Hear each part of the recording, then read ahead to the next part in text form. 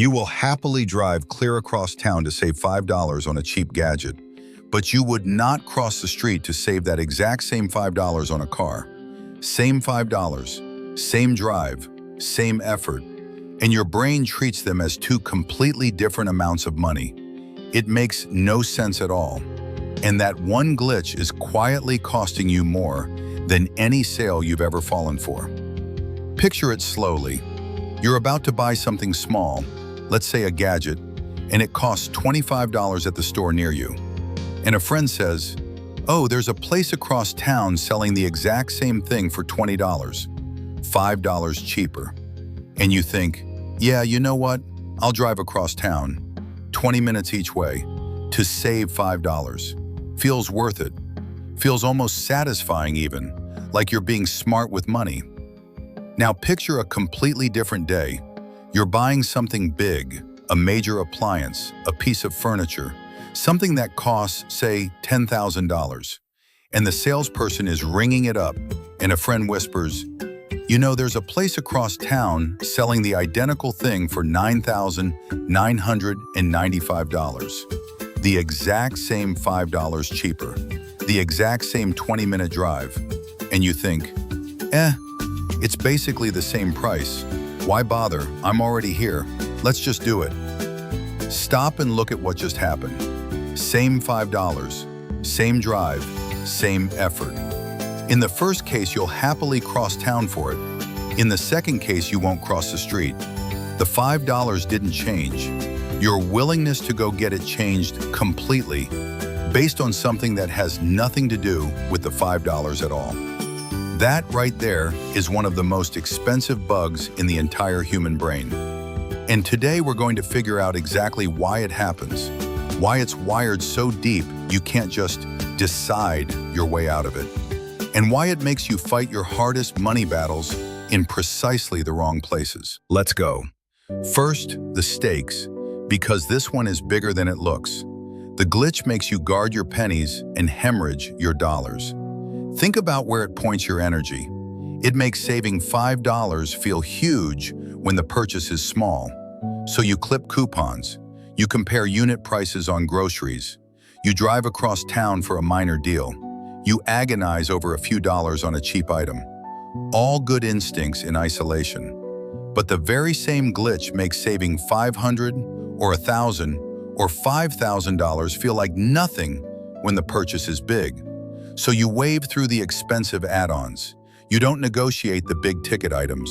You don't shop around on the house, the car, the loan, the insurance, the renovation.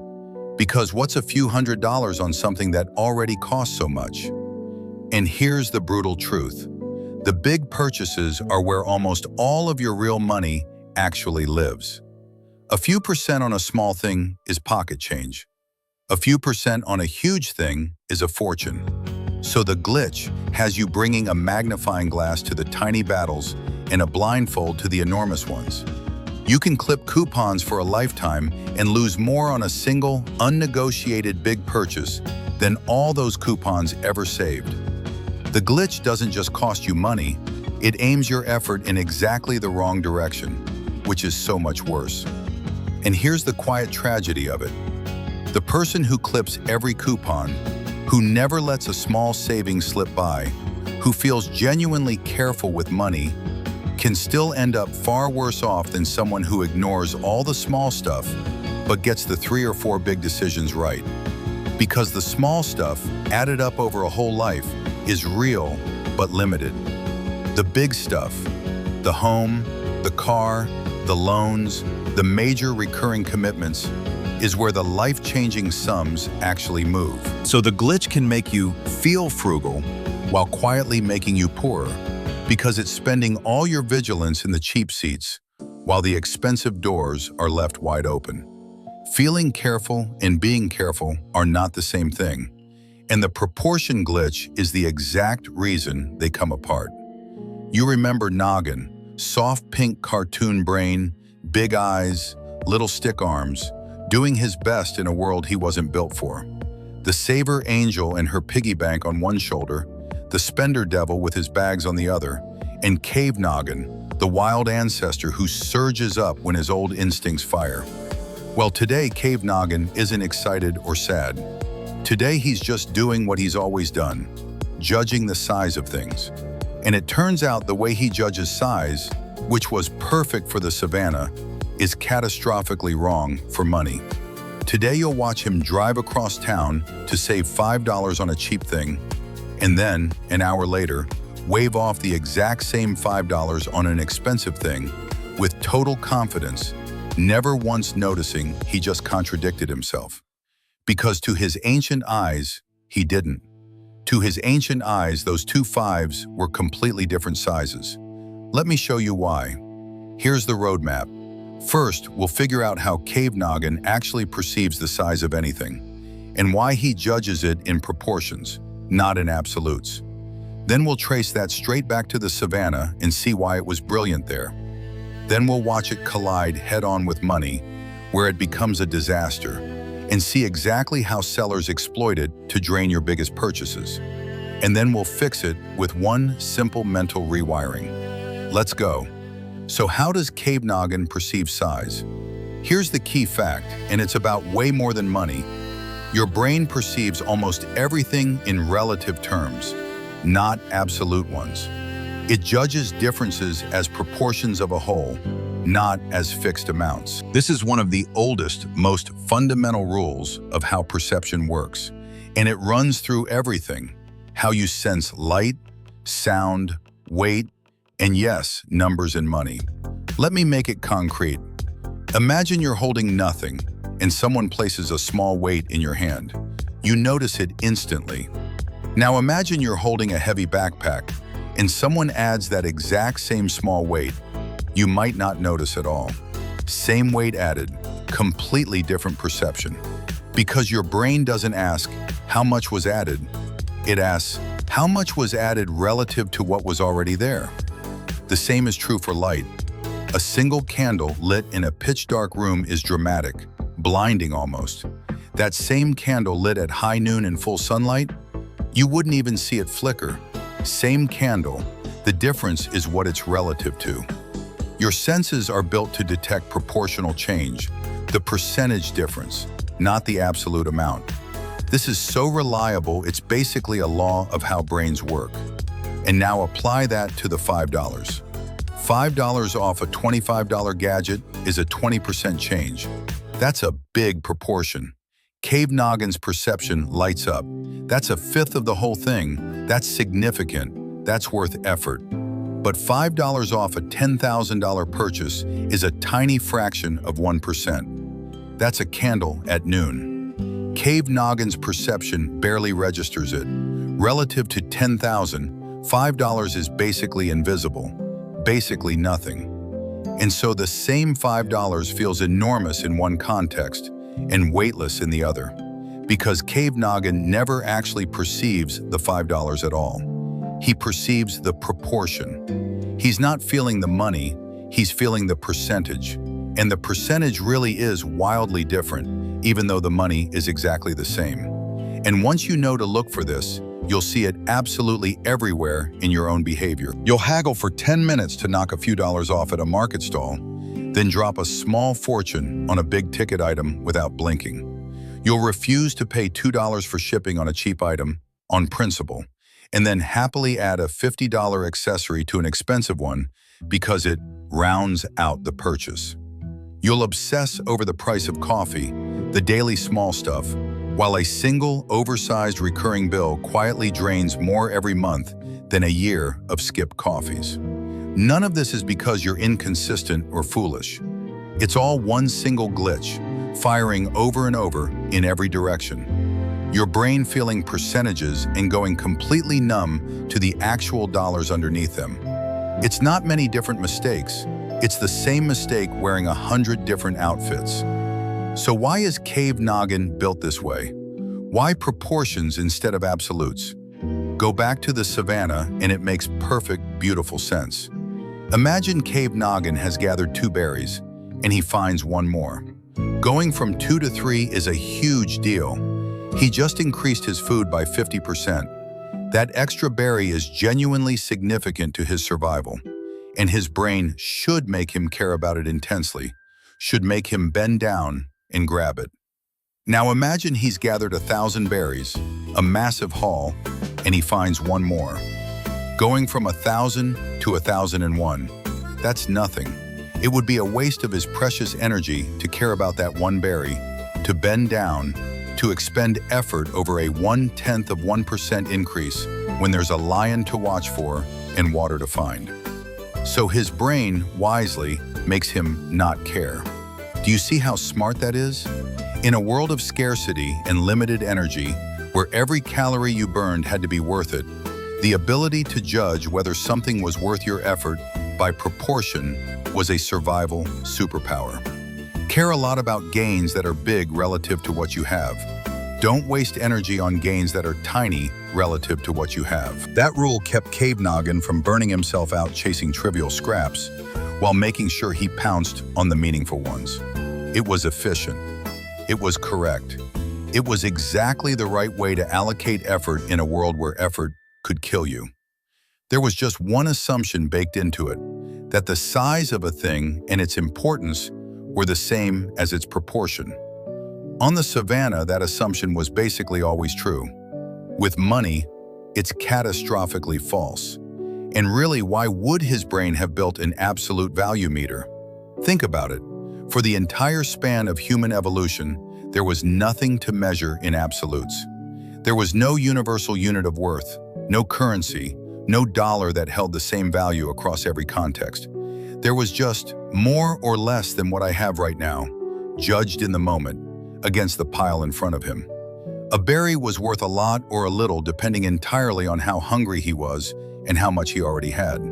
Value was always relative, always contextual, always proportional, because in nature it genuinely was.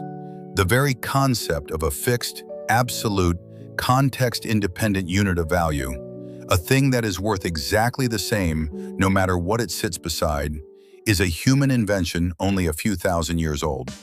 Evolution had no reason to build a sense for it, because for 200,000 years, it simply did not exist. So your brain doesn't have the instrument. It was never issued one. And asking it to feel absolute value is like asking it to see ultraviolet light. The hardware to detect it was never installed, because nothing in the ancestral world ever required it. Because money has a property that berries never had. A dollar is a dollar is a dollar. It is absolute. $5 buys exactly the same amount of stuff, whether it came off a small purchase or a huge one. The $5 you save by driving across town for the cheap gadget, and the $5 you wave off on the expensive appliance are the identical $5. They will buy the identical groceries, pay down the identical debt, grow into the identical amount in your savings. Money does not care what it was relative to. It has no proportion. It only has its absolute amount. And this is the exact thing Cave Noggin is incapable of perceiving, because his entire perceptual system was built brilliantly to ignore absolutes and feel only proportions. He is quite literally perceptually blind to the one property that matters most about money. He cannot feel a dollar as a dollar. He can only feel it as a percentage of whatever it's sitting next to. Let me show you Noggin living this, because it's almost comic once you see it. Morning. Noggin's buying the $25 gadget. Here's its 20 across town. His little eyes light up. 20% off, that's huge.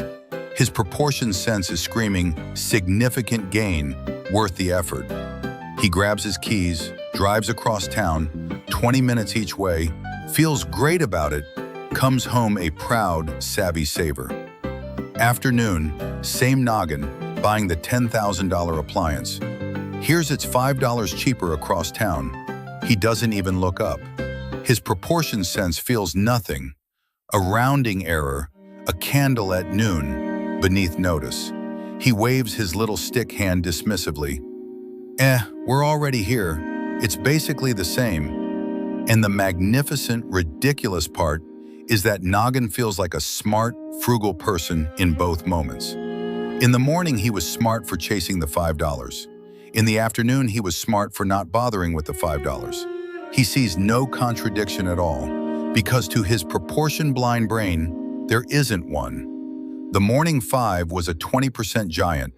The afternoon 5 was a nothing. Same $5, he genuinely cannot feel that they're the same. And he drives home from his day absolutely certain he handled his money well, having chased a small saving and shrugged off an identical one, all in the span of a few hours.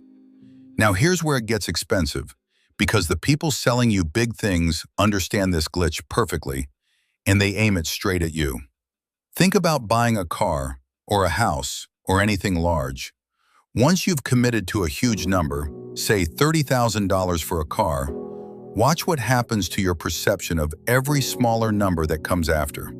The salesperson offers an upgrade for $300, the premium paint, the extended warranty, the fancy trim. And against the backdrop of $30,000, that $300 feels like nothing. A rounding error. What's another $300 on a $30,000 car? So you say yes. And then yes to another add-on, and another. Each one trivial against the giant anchor. By the end, you've said yes to thousands of dollars of extras that you would never have bought as standalone purchases. If someone asked you to spend $300 on fancy paint as its own decision, you'd think hard about it. But riding on the back of a $30,000 number, it slips right through, because your proportion sense has been completely neutralized by the giant anchor sitting next to it. This is one of the single most reliable ways large purchases quietly balloon. It's not the big number that gets you. It's all the small relative to the big number decisions that the big number makes invisible. The sellers know your brain stops feeling dollars once the total is large enough. So they do all their real damage after the big number is on the table. And it's not just cars and appliances. Watch for this same move anywhere a big number softens you up. The wedding that's already costing a fortune, where every extra is just a little more on top of everything. The home renovation, where change after change gets waved through, because what's another few hundred against the whole project? The vacation that's already expensive, so the upgrades and extras in "we're only here once" splurges all feel like nothing. The mortgage, where a slightly higher rate sounds trivial as a number, but riding on a huge balance over decades quietly costs more than almost any other decision you'll ever make. In every single one of these, the pattern is identical. A giant total parks itself in your mind, your proportion sense goes numb, and then every small addition rides through customs without inspection. The bigger the headline number, the more invisible the dollars stacked on top of it become, which is the exact opposite of how it should work. Because the bigger the purchase, the more those dollars actually are. So here's the twist, the thing I really want you to keep. It is not your fault, truly. This isn't carelessness or bad math skills. You are running a perceptual system that is hundreds of thousands of years old and that judges everything. Light, sound, weight, quantity, money, by proportion rather than absolute amount. Because proportional judgment was the correct, energy-efficient, survival-optimal way to allocate effort in a world of scarcity.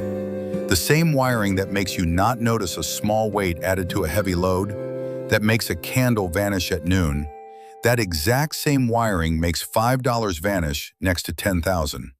You're not being dumb about money, you're being a perfectly calibrated savanna creature in a world where, for the first time in history, the absolute amount matters more than the proportion, and your senses simply don't have an instrument that measures absolutes. You're trying to weigh gold on a scale built to detect ripeness. Of course it gives the wrong answer, but it is still your responsibility. Because nobody is going to install an absolute value meter in your head. The proportion sense isn't going anywhere. It's woven into the deepest layers of perception. And the sellers of expensive things will keep using your giant anchors to slip thousands past your numbed proportion sense for the rest of your life. So the modern you has to do something the ancient brain can't. Deliberately, manually, override the proportion and look at the absolute dollars.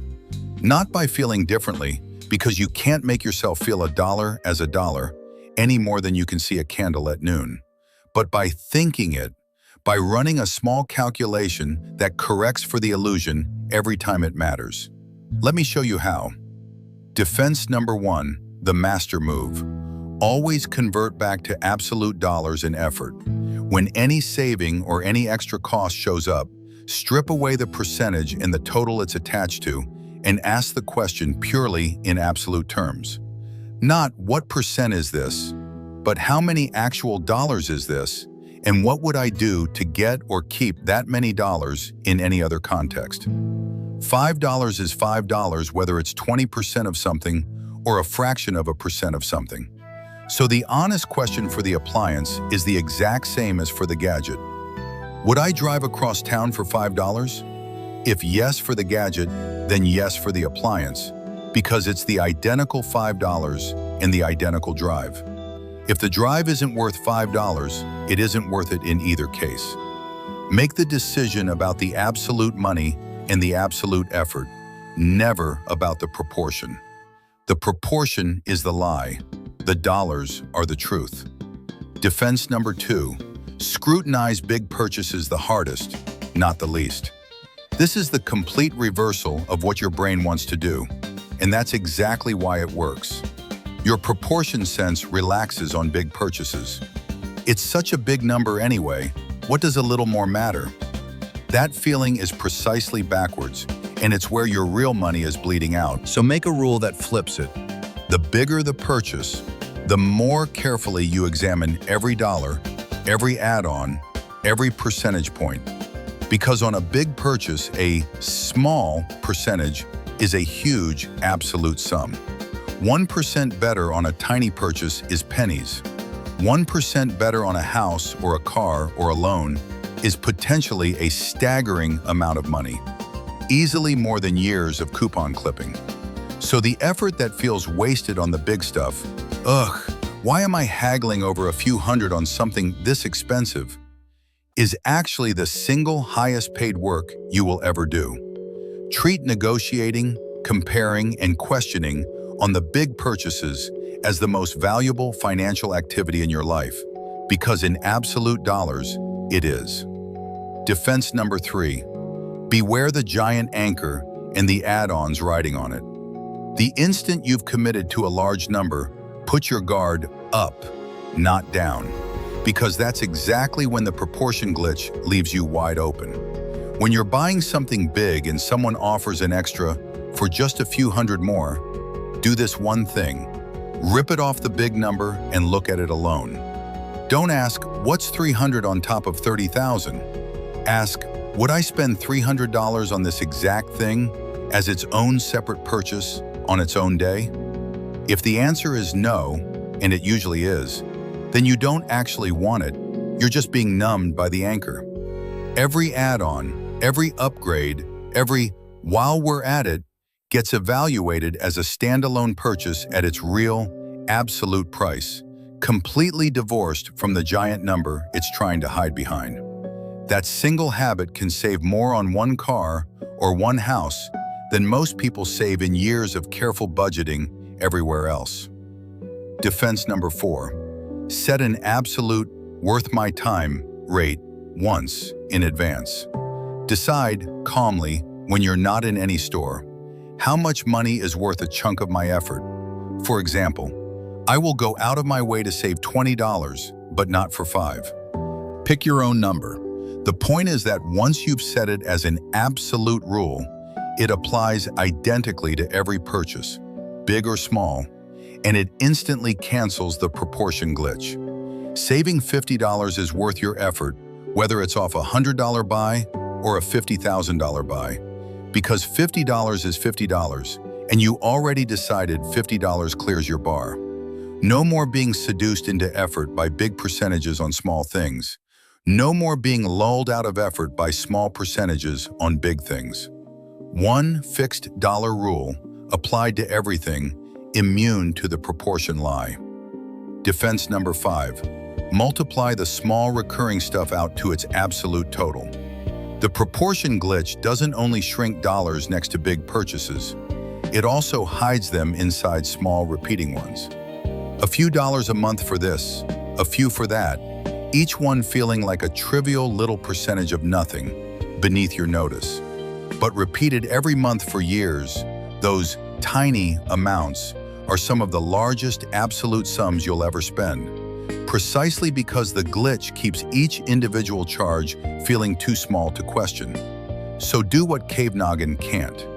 Take any small recurring cost and force it into its absolute annual or even 5-year total.